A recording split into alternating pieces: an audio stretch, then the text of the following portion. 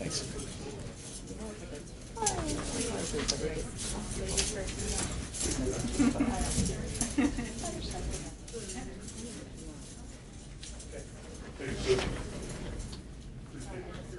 Oh, so not your fault. No.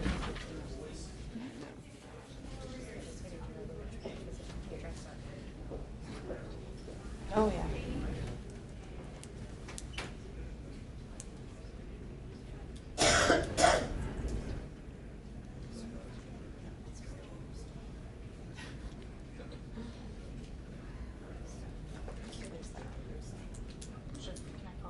Yep. Yep. Item number 6 on the criminal docket is Jonathan Higgins. Mr. Higgins?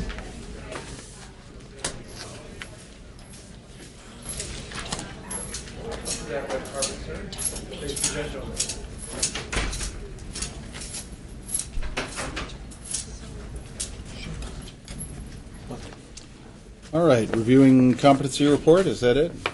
Yes. And where are we at? Oh, I think we have a bit of a disagreement. I guess, I think it's one of those cases where my impression is that that they almost never come back and say in absolutely definitive terms, because this is more reading tea leaves than it is reading an electrical instrument, that they don't often say that he's absolutely non-restorable. But I read it as interpreting that they don't feel he's restorable. That he's not competent currently, I think, is clear. I read it as not thinking that he's likely to be restorable, and so my suggestion is that it should proceed to dismissal without restoration. I think the prosecutor is of a different view. That's correct, Your Honor.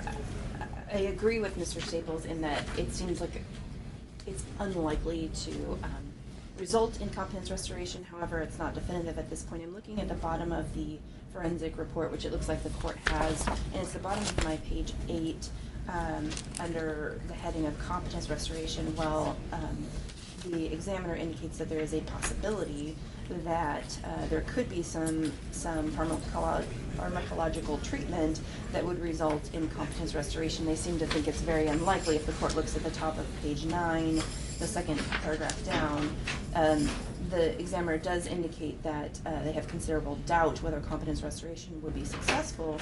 However, it's impossible to say at this point in time, and so I think that is in fact the case, that they don't want to make a prediction, but I also can't make a prediction. And so it seems like without at least an attempt to restore, and as the court is aware, this is an assault in the second degree. It's a fairly violent, aggressive case, which involved the victim allegedly being, this is the state's allegation, is that she was strangled to the point of turning blue. So we have concerns about her safety. The forensic examination also cites to a concern for safety of others as well as the safety of the defendant himself. Under the last portion titled Assessment for Future Dangerousness, and that's on page 9. So it's the state's position at this point, while it seems to be an outside possibility, it is at least a possibility that competence could be restored. And as that hasn't been attempted, it seems like when there is such concern for dangerousness and the nature of the offense, that it would be appropriate to at least make one attempt to do so. Any response? I guess I would just briefly say I just don't think that they ever couch it in the terms where it's definitive. I think that this is the language I typically see in a second report once they've attempted company restoration, that they have doubts whether further efforts would be successful. I think they've expressed it in the way that they typically do, to the level that I feel that they've said it's very unlikely that he would be capable of being restored. I take that to mean that they don't think it's going to happen and that it should be dismissed. But So the court's options are A, to order a restoration period 45 days, Correct. B, to dismiss without prejudice. Any other options? I think those are the two options. Within the option B of dismissing, that's what the second part of the report, is whether the court refers him for commitment proceedings, essentially, to evaluate his dangerousness. And given what they've said in there, I think that would be the appropriate suggestion, that he should be evaluated for that. I think the typical procedure would be that they would do something like a 72-hour hold, and I think it actually says in the report that they're willing to have him back at his facility. So I think that's ultimately where he would be discharged to. But I guess that's our perspective. I can see why the state thinks that they should do the restoration period, but I guess I just interpret that language as meaning that it's not going to happen. And I'm sorry to interrupt Your Honor, No. thank you. If I may, I just wanted to correct an error that I had stated. It would actually be an initial 90-day evaluation 90. for RCW 994A because it is a violent. I just wanted to correct that. Thank you. Well, yeah, it is, I agree, it is a kind of a different report because it is somewhat conclusory and it doesn't seem to be very optimistic about restoration. However, I still think that it's the duty of the court under the circumstances to at least attempt the restoration. The statute seems to bespeak the notion of at least the first initial restoration period. If we try that and if we strike out, then I think it's a different procedural issue than for the court. But at this time, the court will order the 90-day restoration period. I have that order prepared for the court. More testing and work with you, and we'll It be looks back like here within Mr. the next couple Staples of will need months. to sign off approved as to form. Yeah, And pass I it to can him for that. Do you need him? Yes. I don't really know about Western State very much. Never been in there. I never heard of any place like that. Your Honor, I'm being told by people who know much better than me that we would need a review date about 90 Western days out. State's not locked up. Determine where we're at. No, right. It's not a In 95, 100 days. So you can just walk outside with it. It's That that's gets secure us facility, but February, it's not March, exactly like April, jail. let's say early May. Let's go May Sorry, thank you. 6th at 9 a.m. May 6th, 9 a.m. for review date. They're trying. May, is that you say May 6th at 9 a.m.? Correct. Okay, thank you. And I have signed that form as to form, or form and approved as to form. And stolen my pen. That's not what we're trying. Thank you. And usually they're pretty good about sending me a bench copy, but we might just confirm before the hearing. We always like to get those in advance. Okay, Yes, great. Your Honor. We also, I don't know if the court received, when the court received the evaluation, we didn't, I emailed yesterday afternoon and we still had not received a copy. They were under the assumption that it had been sent a week and a half ago, but I did not receive it. I hadn't seen it. I was just looking. Yeah, at I just the got it court yesterday. files. Okay, so I will let them know that because that was a problem for all of us. Yeah, sounds it like. should be a little better than that. I agree. Absolutely, yes. I Okay. will let them know that. Thank you, Judge. Thank you. Thank you, Your Honor. Oh, Mr. Clayton? Just wait for one more second. Had the memorandum there. Sorry. Come on back up here for just a minute. Go ahead and sign right there where it says defendant. That's a confirmation of your next court date, which is May 6th. Right there. My name? Yeah, just sign your name. Okay. I just want to be out of here. I know. I think it's going to happen. We're going to have to wait a little bit longer. They're going to see if they can help you out at all with understanding things. And we'll be back here in May to see if they had any success. Okay? All right. White. Mr. Early? You may want to check in with Rhonda about a matter from this morning. Item number 2 on the first appearance docket is Christopher Tripp.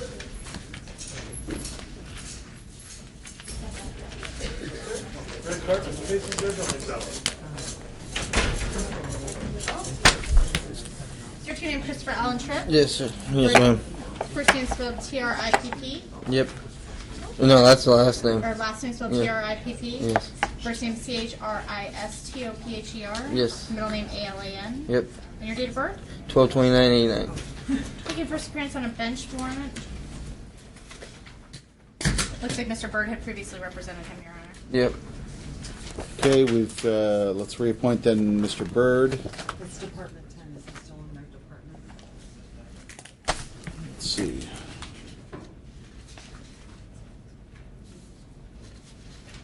Is not. Let's appoint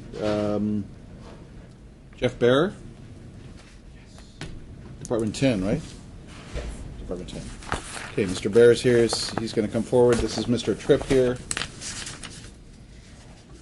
He's Your back on Honor, it bench looks warrant. like, just for Mr. Barra's benefit, it looks like this had been previously referred to Diversion. Diversion had rejected this. He's making the first appearance on the bench warrant today. It looks like there is an intention to add a bail charge to this, although it has not been added or filed yet, to my knowledge. So I think at this point we could probably either set dates forward for trial, or we could set over for arraignment. On I would prefer to set over for recommendation. arraignment, and then we Okay. can have a chance to look at it. I imagine recog's out of the question this morning. February 11, 9 a.m. for arraignment. Yeah, what's state's position on release? Your Honor, looks like he had been on supervised release previously. We'd be asking to revoke that, What's your last name, reinstate sir? the original Tripp. $10,000 bail that had been set before diversion was a possibility, plus new conditions if he posts. I would like to reserve until the next appearance, Your Honor. Seems a reasonable request. 10,000 plus new conditions. February 11, 9 a.m. for arraignment on the. Your Honor, it looks like February 5th would be Department 10, if that would. Let's do that then. Thank you. It's probably better for Mr. Barrett too. I'll be in touch. Hang on just a second, Mr. Burr. Post.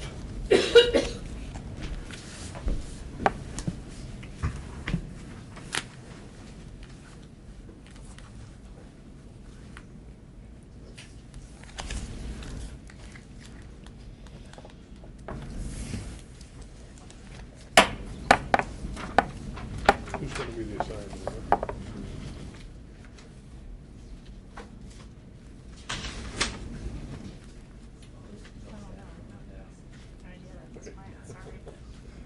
Probably nobody does right now.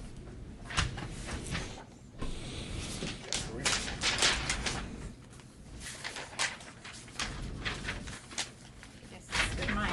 Okay, thank you. All right, I'll be in touch. All right, thank you. Your Honor. You're all So? set? Mr. Bear has another matter, item number 5 on the first agenda, second, Brittany Sauer.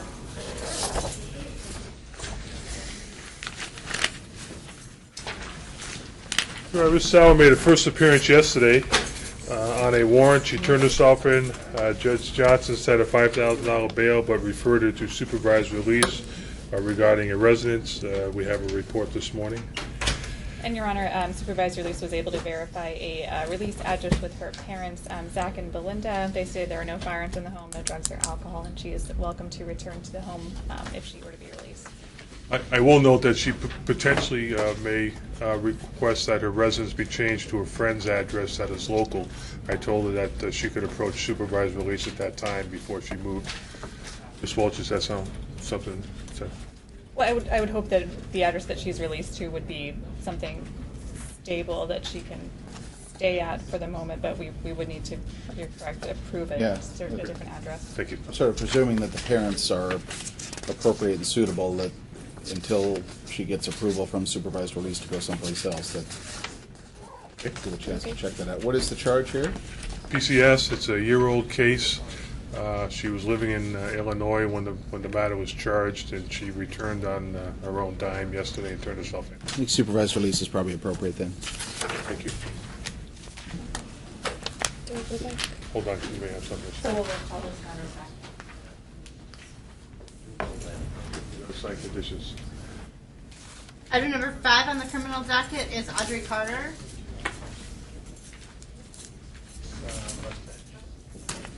Miss Carter.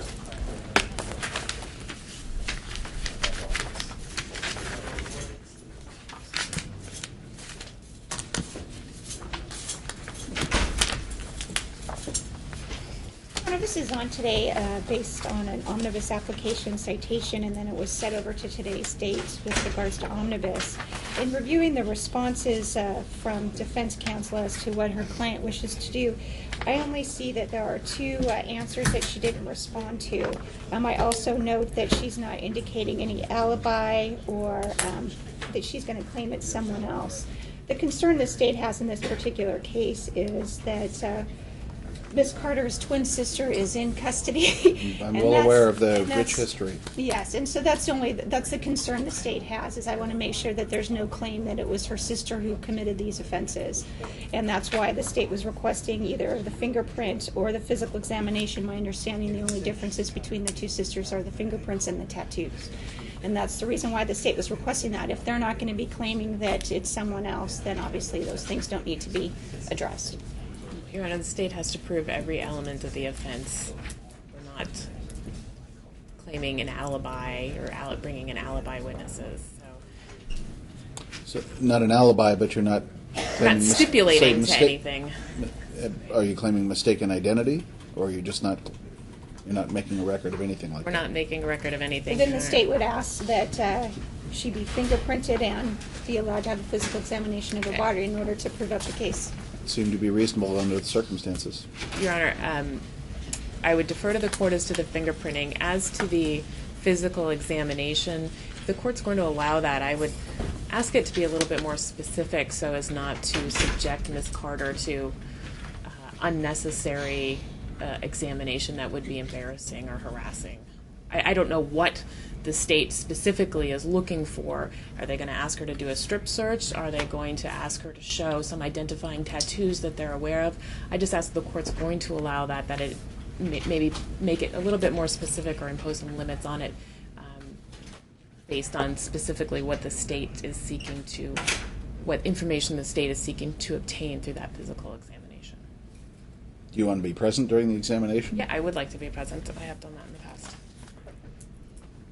I have no objection to that as long as it complies with the rules of the jail. And I guess I would just ask what the state's looking for. Do they have specific information that they I would? assume they're looking for identifying or distinguishing Tattoos.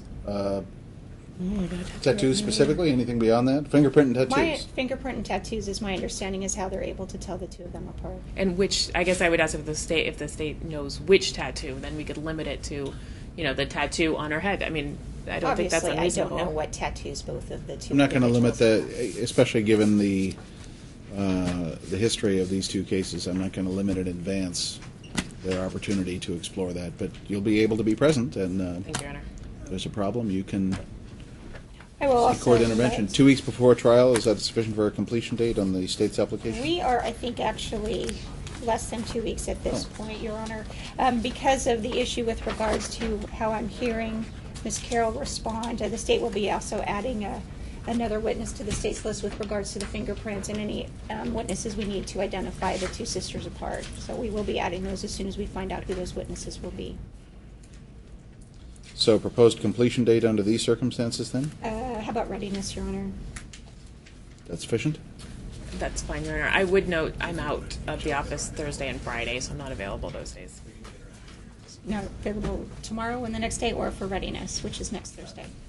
I am not for the examination. I am out of the state Thursday and Friday Of this week or next week? of this week. Oh, okay. Okay, I've, on both applications respectively, I've inserted the word readiness as the completion date, which, as I understand it, readiness is next Thursday. Yes, Your Honor. That's the 5th. Okay, anything further? Nothing further. Thank you, Your Honor. Thank you. Your Honor, item number 1 on the first appearance docket is Diane Hamlin.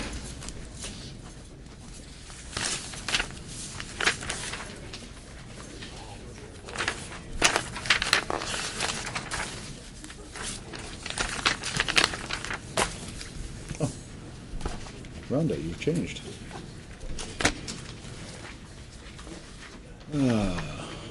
All right. So what's your name? Diane Larlin Hamlin? Lorraine? And first name is spelled D-I-A-N-N-E? Correct. And middle name L-A-R-A-Y-N-E? L-A-R-A-Y-N-E. And your last name H-A-M-L-I-N? Hamlin, yes. And your date of birth? 11/157. Making first appearance on a bench warrant issued for a failure to appear. Looks like for payment review hearing, Your Honor. Okay, Ms. Hamlin, you have the right to, you think you need an attorney to assist you on this? Are you comfortable you can do this on your own? I think I can do this on my own. Okay, the allegation here is that you failed to show up for a payment review on your legal financial obligations that was court ordered. Do you admit that or deny that? I admit that. Admit that. Any explanation or proposal then you want to give to the court? No. I got cancer and things got busy and I had 3 losses in my life and just things got a little crazy for a while. When were you picked up? Or were you in on something else? No. You got picked up on this? Yes. Yesterday? No. Saturday in Salem, Oregon. That's where I live. I've lived there for 14 years. Proposal.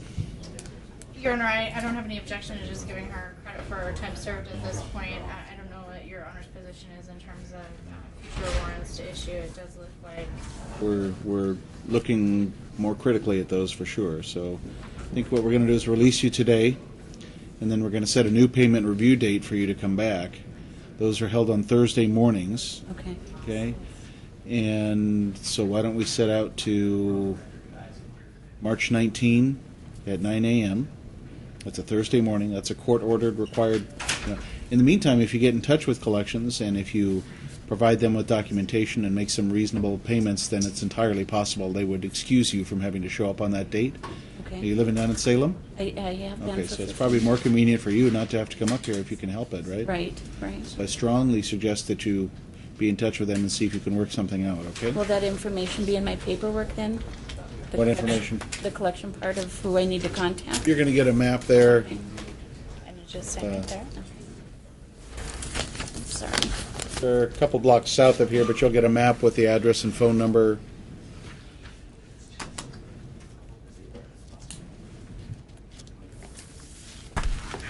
And one more still, right here.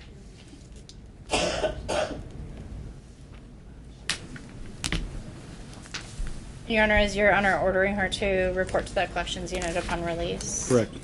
So as soon as you get out here, go down there. It's a couple blocks south. Again, you have the map and whatnot. Check in with them, and they'll be able to take down your current information and get you back on track, okay? Okay, is there a time frame? Because my daughter will have to travel from Salem to pick me up and take me there?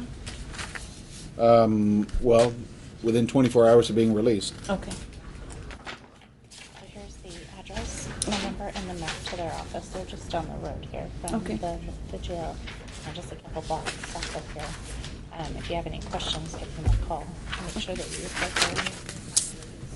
Okay. Thank you.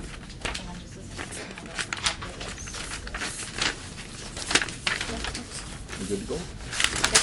Thank you. That was really helpful. Recalling item number 5 on the first appearance docket, Brittany Sauer.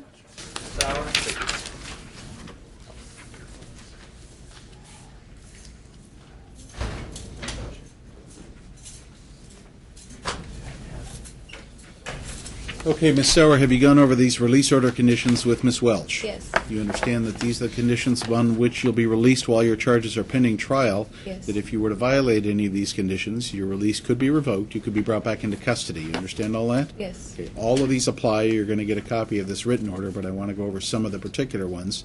First, when you do get out, don't just walk out the door. Check in with supervised release over at the jail building.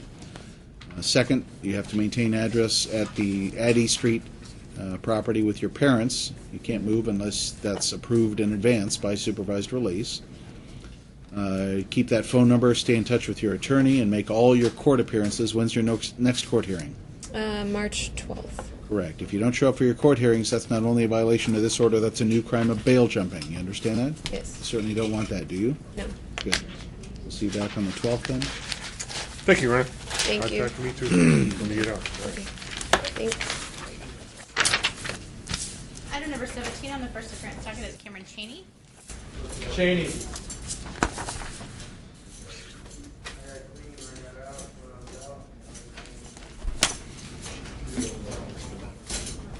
All right, good morning, Mr. Cheney. Have you gone over this release order with Ms. Welch? Yes, sir, I have. I don't know if your bail's been posted yet. It looks like it has. $35,000 bail bond. So you'll be allowed to be released only on these conditions while your charges are pending trial. You understand that? Yes, sir. If you violate any of these conditions, your release can be revoked. You can be brought back into custody. Understand? Yes, sir. All of these apply. You'll get a copy of it, but I want to go over some of the particular ones. First, you're to live at the residence there on 100 and looks like 5th Street, 105, with Carolyn Rosander. At that phone number, stay in touch with your attorney. Make all your court appearances. When's your next court hearing? The second or the 22nd, 6th of February. Good. 1:30 p.m. That's Yes, correct. sir. It's on Yes, here. If you don't show up for your court hearings, that's a violation of this order, but worse than that, it's new crime of bail jumping for which you can be charged. You get that? Yes. Okay.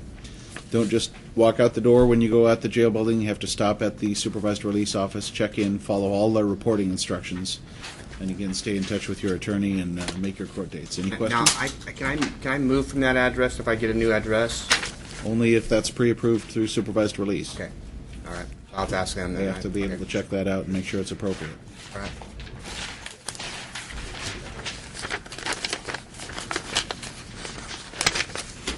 Item number 3 on the criminal docket is Muhammad Selovic.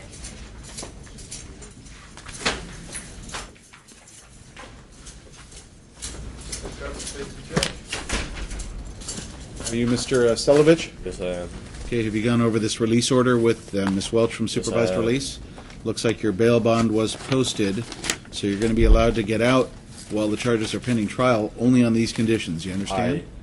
If you violate any of these conditions, your release will be revoked. You'll be brought back into custody. You understand all that? That is understood. All of the conditions are laid out here. They all apply, but in particular, I want to go over some of them. First of all, no contact whatsoever with the alleged victim, Cheryl Cameron and Jonathan Miller. If you violate that, that in itself would be new criminal charges as well. That's understood. You're to report to supervised release over at the jail building. Don't just walk right out the door. Follow all their reporting instructions. You can't go to the victim's residences or workplace. You have to reside at the address there at Whitman Avenue with that phone number with your father, I guess it is, and make all your court hearings. When's your next court hearing? On February 5th, What time? 9 in the morning. I think it's 1:30. I'll be there at 9. Okay, well, the hearing's at 1:30. It's on your order here. If you don't show up for your court hearings, that's not only a violation of your release order, that's a new crime of bail jumping. So this is your promise to appear and a court order for you to reappear for all of those. You understand that? Yes, sir. Okay, you'll get a copy.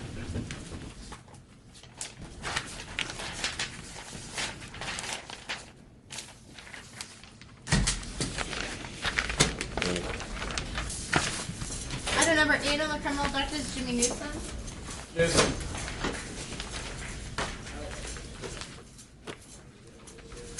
Morning, Your Honor. Kind of the standards on for an omnibus. My understanding is it's an agreed omnibus, and we're just asking for compliance 2 weeks prior to trial.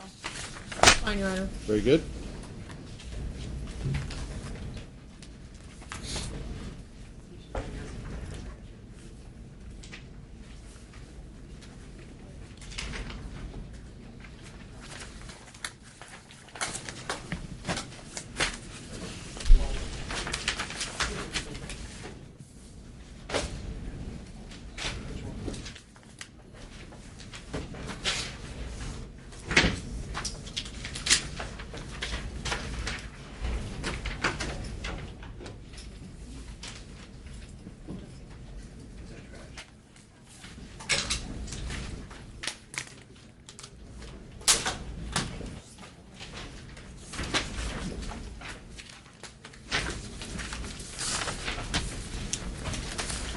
Thank you, Your Honor. All right, I think that's Your Honor, we just have one remaining matter out of custody that we're waiting for Ms. Ruling. My understanding is that Duffy? she's on her way down. Yes, Your number Honor. 2, Duffy. Very good. Thank you. Stephanie just stepped out to put some change in the meter, so she'll be right back. Go off if you want.